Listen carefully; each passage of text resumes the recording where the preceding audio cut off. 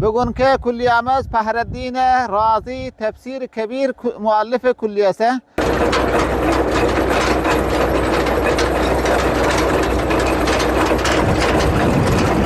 Efendim selamun aleyküm. Burası Afganistan Şibirgan şehri yani Cevizcan vilayetinin Hanaka ilçesinin Karaboyna Tazenahar köyünde Fahreddin Razi Tefsir Kebir Muallifin ismine olan kulliyemize bugün açılışını yapıyoruz. Allah-u Teala hayır ve hasenatlarınıza kabul ve makbul menzur eylendirsin. Kulliyelerimize açarak dağıtımlarımız devam ediyor. Allah-u Teala Tefsir Muallif Kebir ismine olan kulliyemize Allah hayırlı ve mübarek eylesin. Sonsuz teşekkür ediyoruz. Allah-u Teala sizi değerli vaktilerimizden, emeği geçenlerden, sevip olanlardan razı olsun.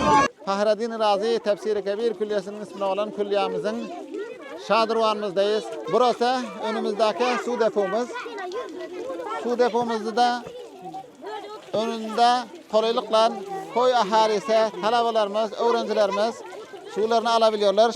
Allah-u Teala hayır ve hasenatlarınıza kabul ve makbul eylesin. Bir tanesi kız talabalarımıza, bir tanesi de erkek talabalarımıza ayak yolu yaptık.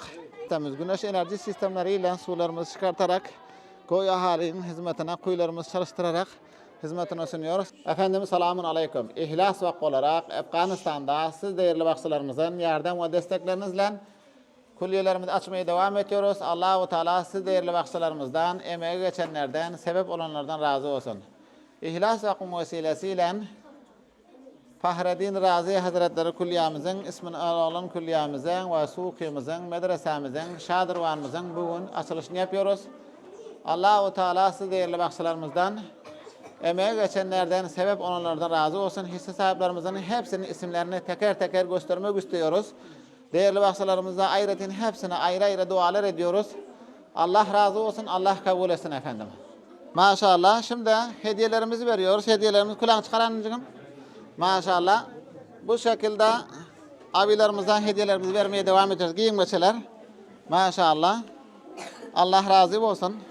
Allah-u Teala hayır ve hasenatlarınızı kabul ve makbul menzur eylendirsin. Maşallah. Al yacağı. Al. Billahi mineşşeytanirracim. Bismillahirrahmanirrahim. Ven-necmi idâ hevâ. Ma dalla sahibukum ve ma gavâ. Hasaten bilhassa Fahreddin Razi Tefsir Kebir Muallifi Kulliyesindeki değerli vakıflarımızın kıyamete intikal etmiş olanlarının ruhlarına hediye eyledik sen vasıl eyle ya Rabbim. Amin. Bu şekilde yemeklerimizi vermeye devam ediyoruz. Maşallah maşallah. Bir yandan erkek talabalarımıza, bir yandan da kız talabalarımıza yemeklerimizi vererek dualarımızı almaya devam ediyoruz.